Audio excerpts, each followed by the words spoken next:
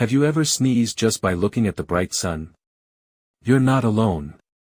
This strange reflex is called the Photic Sneeze Reflex, and it affects about 1 in 4 people.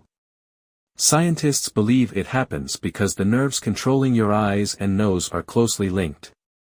When bright light hits your eyes, it accidentally triggers the sneezing reflex. Crazy, right?